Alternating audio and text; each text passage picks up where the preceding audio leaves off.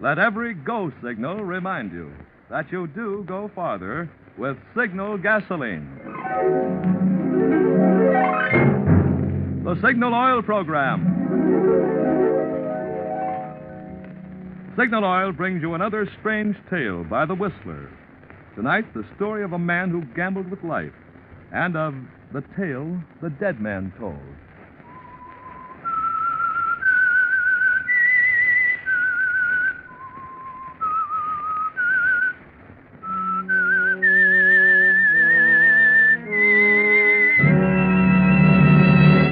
I am the Whistler, and I know many things, for I walk by night. I know many strange tales, many secrets hidden in the hearts of men and women who have stepped into the shadows. Yes, I know the nameless terrors of which they dare not speak.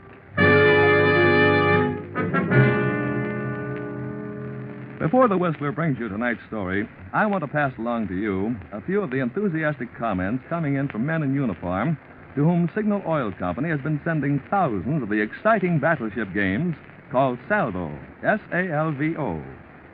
Lieutenant Commander Hartung, commanding the USS Bladen, writes, Signal's generous gift of Salvo games is of inestimable recreational value and will do much for the morale of this ship's personnel. And Commander A.L. Mayer of the USS Haskell writes, the crew of this vessel deeply appreciates Signal's kindness. Salvo games provide much pleasure during leisure hours. Well, friends, because of the popularity of this great game for two persons, Signal Oil Company thought you, too, would enjoy playing Salvo. So, in addition to those going to the armed forces, Signal has been able to get a limited number to be given away by neighborhood Signal gasoline dealers. A Salvo game is yours for the asking. But I'd suggest getting yours tomorrow, sure, because folks over here are sure to go for Salvo in just as big a way as men overseas are going for the Salvo games Signal Oil Company is sending them. And now, the Whistler.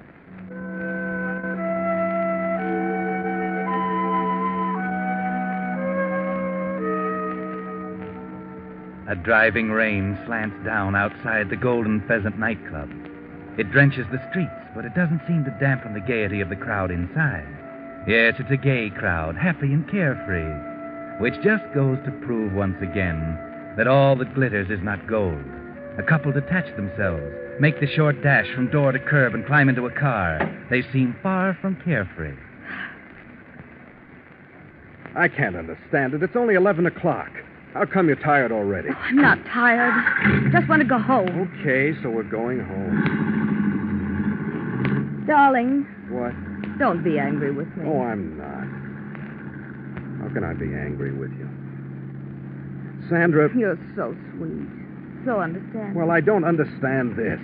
We were going to have fun tonight, going on to Sammy's place after the Golden Pheasant, make a night of it. You were going to. Those were your plans. Well? Those weren't my plans.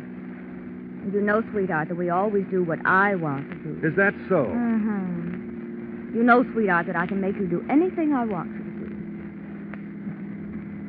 Can't I? Is that so? Well... Yeah, I guess you can. You little minx. That's better. So I take you home. When we could be having a good time. But what I want to know is why. All right, I'll tell you. Because I'm afraid of Arthur. I'm afraid he might get home ahead of us. Look, baby, I told you your husband is at the office. I left him there myself at 6 o'clock. He said he'd probably be there all night, or most of it, going over the books. This is inventory time. Very convenient, huh? Yes, very convenient for us. By the way, Bert, didn't you say you wanted to stop at the office on the way home? Yeah, I'm going to Richmond tomorrow morning. I might as well pick up my papers and things tonight. Thanks for reminding me. What would I do without you? Oh, you've gotten along pretty well. But I'm not going to get along forever without you. Sandra, when are you going to quit Arthur? When are you going to make the break? Oh, let's not worry about that just yet. Maybe something will happen to make things easier. But this has been going on now for months. I'm not going to wait forever. You'll wait, darling. Just be patient. How can you be so calm? Oh, here's the office, dear. Turn in. Oh, okay. Sandra, you're a wonderful woman. A remarkable woman.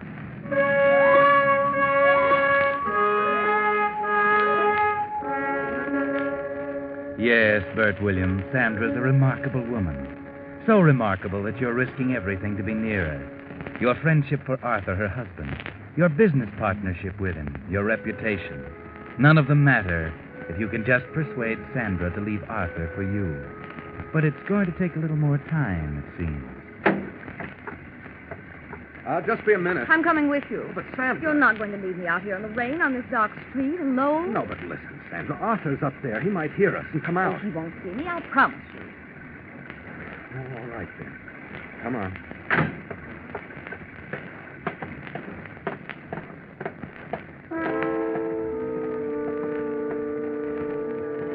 He might as well find out now as later anyway, mightn't he, Bert? That might be the best way, just get it over with. So you walk up, not being especially careful about the footsteps. Down the hall, into your office. Get the papers. Back past his office. Across that patch of light on the floor, coming through his closed door. That's funny. Shh. What? Listen. Not a sound. Well, he wouldn't be talking to himself. No, but maybe he's already gone and forgotten to turn out the light. Arthur and waste electricity? Not Arthur. Still, he might have. Maybe you better stick your head in and see. I'll stand back out of sight. He'll never know. But, Sandra... You might as well. Besides, he'd think it was funny you didn't stop and say goodnight. Yeah, I suppose so. Okay, just a minute. Hi there, you old workhorse. What are you up to? Well, he must have fallen asleep. Arthur, this is a fine way to act. Come on, wake... Arthur. Arthur. Good Lord. Bert? Sandra, stay out of here. What's the matter? Something wrong? Sandra, go backstage. Something the matter with Arthur? Why is he lying there with his head on the desk? What? Oh! Oh! Arthur! Sandra, be calm. I don't know what happened, but... He's dead, isn't he? Yes, he's dead, all right. Bullet right through his temple. Oh, no! Why did he do a thing like that? I don't know. It does look like suicide. What? There, now, Sandra. Sit down. Try to keep calm. Oh, Bert. I was through with him. I was going to leave him, but I never wished him dead. Of course not, darling. I know that. Now, just take it easy. I can't believe he'd commit suicide. Why? Well, maybe he left a note. They usually do. Let's see. Here. There is something on the desk. Here. Here, look. It's addressed to me. You? Yeah. Dear Bert, this will probably be a shock to you, but believe me, it's best. Business is bad, but that's only part of it. You'll be able to carry on with me out of the way. Just one thing, look after Sandra for me, will you? Goodbye, Arthur. Oh, Arthur. How could he do such a thing? I can't tell from this whether he knew or not. What does this mean? You'll be able to carry on with me out of the way. I don't know unless... Of course, he meant the insurance. Insurance? Yes. Didn't you two have some kind of partnership insurance? Yes, that's right, of course. We took it out when we first started in business. If one of us died, the other got $100,000. Yes, that's what he meant. Business was bad, but if he died, you'd get $100,000 to help with the business. Only Sandra... Oh, what a fool. He made a terrible mistake. Why? I won't get any $100,000. I won't get a cent. Oh, why not? Because there's a suicide clause in the insurance. It's paid for any natural or accidental death, but not for suicide. Suicide voids the insurance. It was all for nothing. He did it all for nothing. Oh, Arthur. Yes, he was a fool even in death. Bert, how can you talk like that? Why not, Sandra? He stood between me and what I wanted most in the world, you. Now there's nothing standing between us. We can be married, live the life we've wanted together. But I haven't a cent outside the business. Don't worry, we'll think of a way. It's ironic, you know. Only we had that $100,000. Yeah, we might have, too, if only he hadn't made it so obviously suicide. You don't suppose Suppose what? it is suicide, isn't it? It couldn't have been... Murder? Good Lord, Sandra, who could have murdered him? I don't know, but a robber, somebody. No. Of course it's suicide. There's the note, obviously a suicide note. Of course, naturally. If there hadn't been a note, it might have looked like murder. Sandra, listen. If there was no note, if the police didn't find a note, it might look like murder to them. What do you mean? And if they called it murder, the insurance company would pay the $100,000. You're not thinking. Why not? What difference would it make to him? He must have intended that I get the insurance money. Well, why should I be robbed of it just because he forgot Bert, something? it's not right. Why not? It's what he wanted. We're just carrying out the wishes of the dead. It's nobody else's business. But you're forgetting if it looks like murder, then it is somebody else's business. The police. They'd have to find the murderer. Which they couldn't do. Because there is no murderer. But they might accuse even you. Me? Yes, I hadn't thought of that. A gun. Whose gun is that? I didn't know Art had a gun. He didn't. Oh, good Lord, that's my gun. He must have taken it out of my desk. Your gun? But then they would think that Yes, unless... Wait a minute. Would they? it would have your fingerprints on it. Naturally, it's my gun. And it has his on it, too, because he used it. That would prove it was suicide. Yes, unless we wipe them off.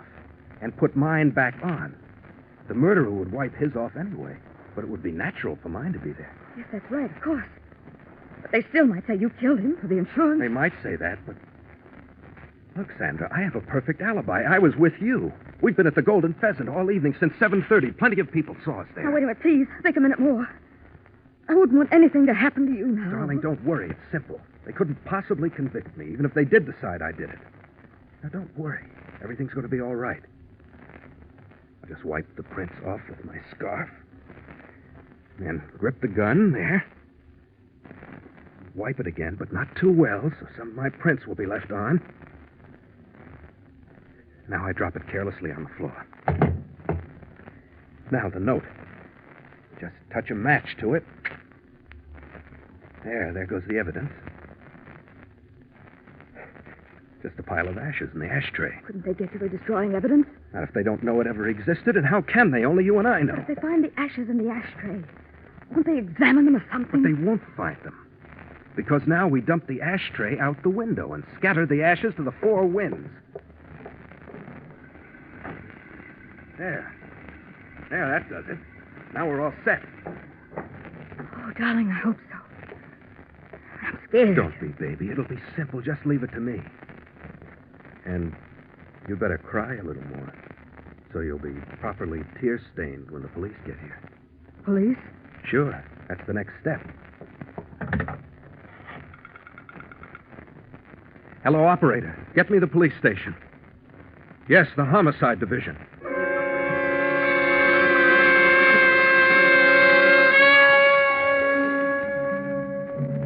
Well, Bert, you're skating on thin ice, don't you think? Making the police believe that Arthur's suicide is murder and possibly making them think you did it. That's a dangerous game you're playing. But now that it's done, the police seem to fall for your trick. At the coroner's inquest, they're eyeing you with suspicion. Your testimony to the coroner doesn't help much. No, I definitely don't think it's suicide. He wasn't the type to commit suicide. He had no reason to that I know of. Then perhaps he had enemies who might have wanted to put him out of the way. No, not that I know of. The coroner seems satisfied with your testimony. Then Sandra answers the question. Yes, Mr. Williams and I spent the entire evening at the Golden Pheasant nightclub. And your husband didn't come along? He said he had some work to do. We dropped in at 11 to pick him up.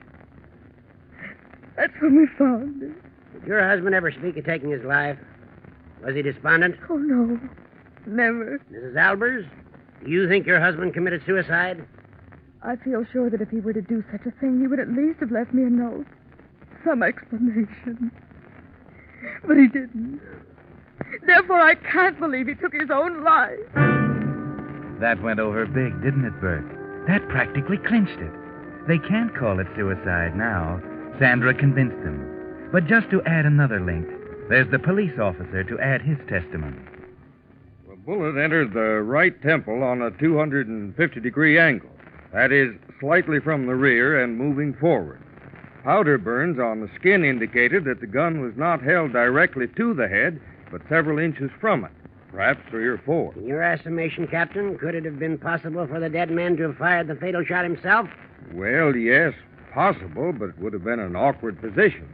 If he had shot himself, it would seem more logical for him to have placed the muzzle directly against his temple. Ah. And in your opinion, the gun was probably fired by someone else.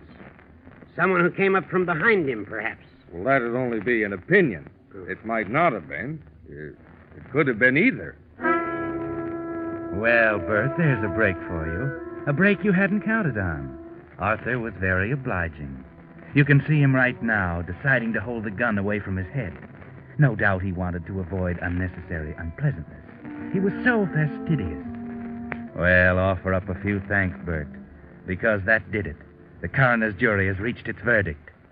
The jury finds the deceased, Arthur Albers, met death at the hands of a person or persons unknown.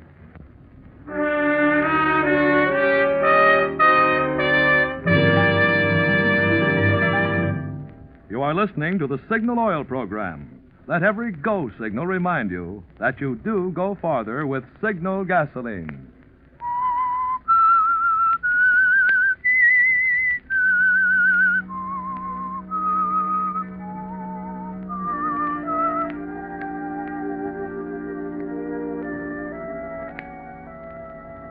Well, Bert Williams, you pulled it off, didn't you? The coroner's jury called it murder by person or persons unknown. Oh, there'll be an investigation, but you're not worried about that. You'll be able to prove that you didn't do it. But now you've fixed it so that you can get that $100,000. Go ahead. Go on down to the insurance company and collect it. Yes, naturally, Mr. Williams, you want the insurance benefit. It's rather customary to give us a little time to investigate a case like this, in which there seems to be some question of doubt. But I need the money right away. The business, you see. Yes, of course. I understand that. But, you see, in case it were later proved that Mr. Albert's death was by suicide, then we'd not be able to pay it. I know that, but the coroner's jury has already said that it was murder. Unless I'm very much mistaken, that makes it legal. Yes, unless we could prove otherwise. You mean you'll investigate further on your own? Yes, of course. We're required to do so. But you're also required to pay me, since it's officially called murder, at least until you prove otherwise? Yes? Then I'll take that chance. And pay you back if I'm wrong and it is suicide. There's only one thing about that, Mr. Williams. By taking the money now, I warn you, you might be laying yourself open to suspicion of fraud in case it turned out to be suicide. Fraud? Yeah, now, please don't misunderstand, or don't... I'm not accusing you of anything.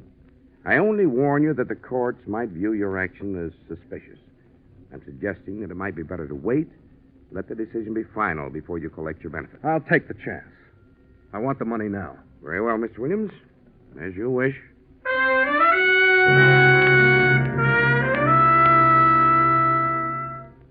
Yes, you're sure of yourself now, aren't you, Bert? Very sure. And why not? You've deposited that certified check for $100,000 in your bank. And they can't touch you. So you go to Sandra to tell her the good news. Now, baby, we can get out. Maybe in a week or two when it's all blown over. Head for Mexico or Florida, anywhere you say. Sounds wonderful, darling. I'd like to start out right now. So would I. We better let things cool off a little first. The insurance company might smell a rat if we pulled out too quickly. The insurance company has nothing to do with me. I could leave right now. Rest after the strain of the funeral, you know. Without me? Hey, now, none of that. From now on, it's us together. It's a fallacy, you know, that two can live as cheaply as one. That 100,000 would go a lot farther for just one of us. Sandra, I don't understand you. Naturally, you're going to share it with me. I don't care anything about the money except for what I can do for you. Oh, really, darling? Well, that's very nice. Because, you see, I've decided that I'll just take it all. So if you don't mind, you might write me a check or make out a bank draft or something. Sandra, what is this, a joke? No joke, I assure you, dear. I'm very attached to money. And the thought of that 100,000 thrills me, so I'd rather not have it piecemeal like a housewife's allowance. I want it now. Good Lord, Sandra, do you realize what you're saying? You're telling me it's the money you want, not me. Well, you might put it that way. Are you trying to tell me that all this time I've meant no more to you than that? Oh, it's been fun, darling. Fun? Sandra, you can't mean I'm that. afraid I do, Bert, so there's not much need for any further talk. Just transfer the 100,000 to my account tomorrow morning, and we'll call everything even. Even? What fantastic notion makes you think I'd give you the money now? It's far from fantastic. I have a notion you wouldn't like for me to tell the insurance company and the police that you perpetrated a fraud. That Arthur really did commit suicide. And you destroyed the evidence. You wouldn't dare tell them. They wouldn't believe you in the first place. How could you prove it? With a little slip of paper I have. Just a note. A note from Arthur. It came registered mail the day after he died. You might call it a suicide note. No. Yes. Isn't it logical that he'd write one to his wife as well as to his business partner? I never thought of that. No, darling, you didn't, did you? But it turned out very nicely for me. Now, when you transfer the money to my account and bring me the bank book, I'll do you a favor. I'll burn this little note like you burned the other one. Okay. You win, Sandra. That's a good boy. I'll expect you then about 10 in the morning.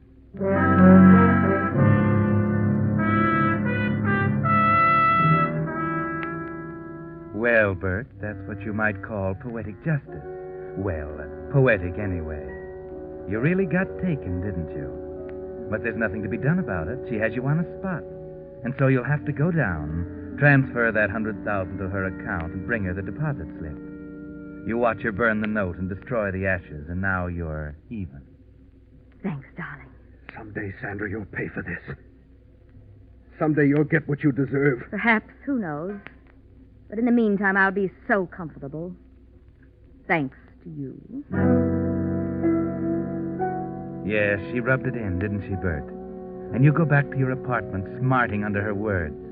But you don't have too much time to think about it, Bert, because there's a man from the DA's office waiting for you when you get there. And he takes you downtown to talk to the boss.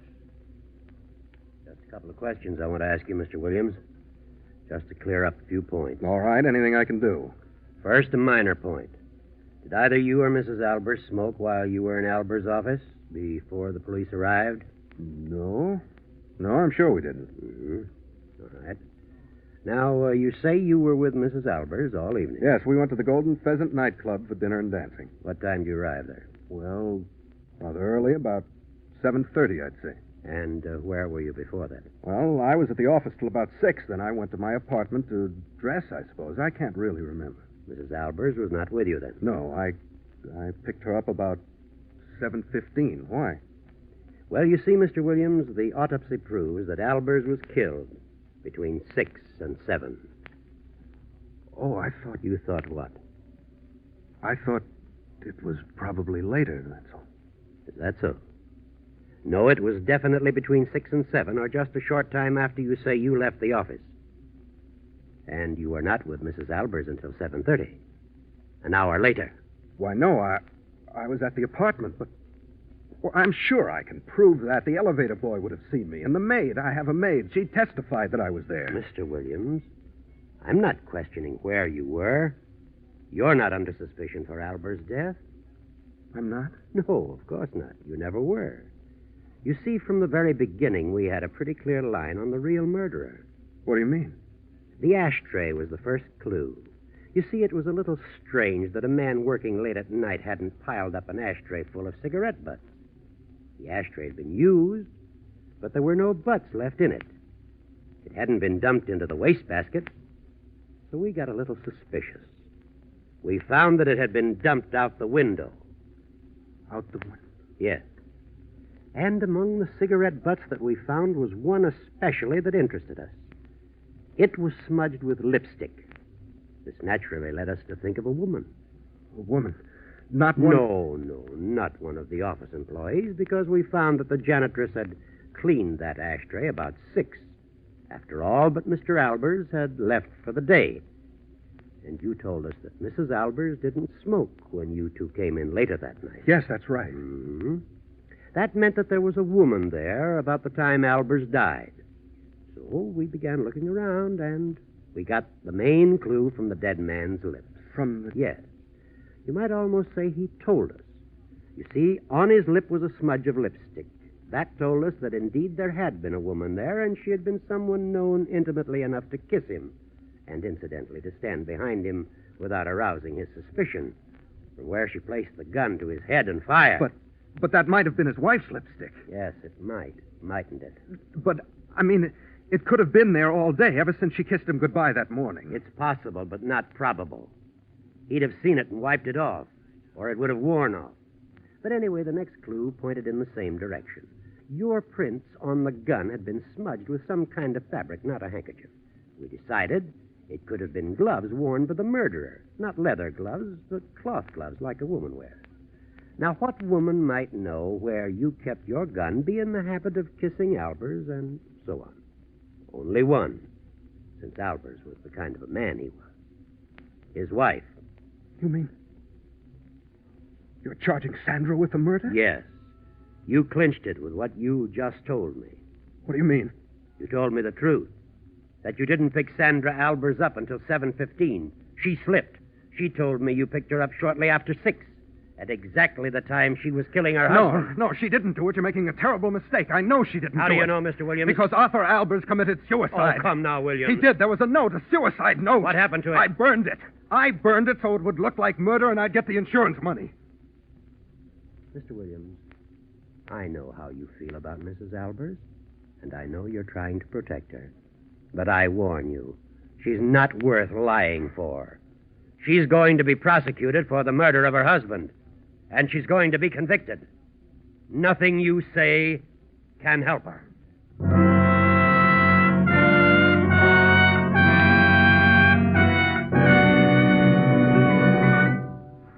The Whistler will revise this strange ending of this tale in just a moment. Meanwhile, I'd like to tell you about Roy Jacobson, for 13 years a Signal gasoline dealer in Berkeley, California. What with repairing tires, relining brakes, replacing mufflers, and other jobs to keep aging cars on the road, Jacobson is a busy man. While I was waiting for him, a customer who had just had his brakes relined commented, "I've been having my car serviced at Jacobson's Signal station for 13 years, and I have yet to hear a customer squawk. I know I can depend on his work because he's so conscientious." Conscientious. That word, friends, characterizes the kind of service you'll find in Signal gasoline stations from Canada to Mexico. And the reason for their conscientious, thorough service is that every Signal dealer is in business for himself. Most of them for many years, like Roy Jacobson. Naturally, they want to serve you so well, you'll be their permanent customer. Well, with Uncle Sam predicting that 1 car in every 12 will go off the road this year, such service can be mighty important. That's why so many drivers these days are switching to those friendly Signal gasoline dealers who make a permanent business of helping cars go farther. And now, back to the Whistler.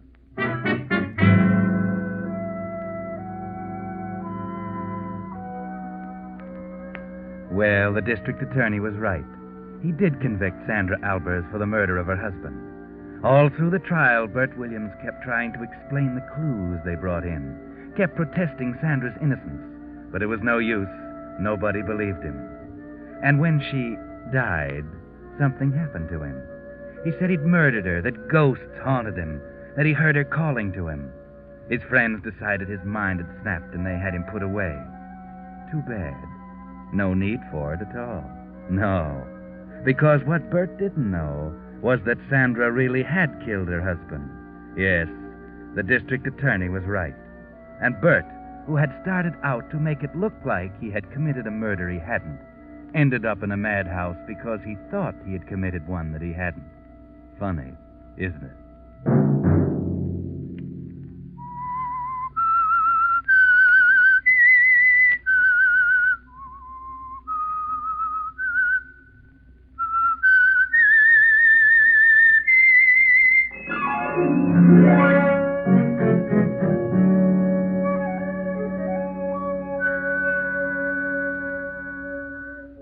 Next Monday at 9 o'clock, the Signal Oil program will bring you another strange tale by the Whistler. The Signal Oil program is broadcast for your entertainment by the Signal Oil Company, marketers of Signal's famous Go Farther gasoline and motor oil, and by your neighborhood Signal Oil dealer, who is at your service daily to keep your car running for the duration. The Signal Oil program, produced and directed by George W. Allen, with story by John Dunkel and music by Wilbur Hatch, is transmitted to our troops overseas by the Armed Forces Radio Service. Bill Pennell speaking for your friend, the Signal Oil Company, and suggesting once again that you let every go signal remind you that you do go farther with Signal gasoline.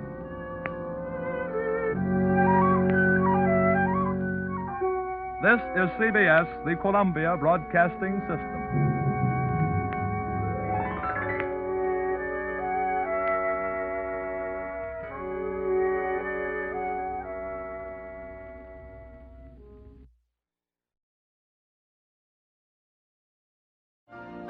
You've been listening to the OTR Gold Network.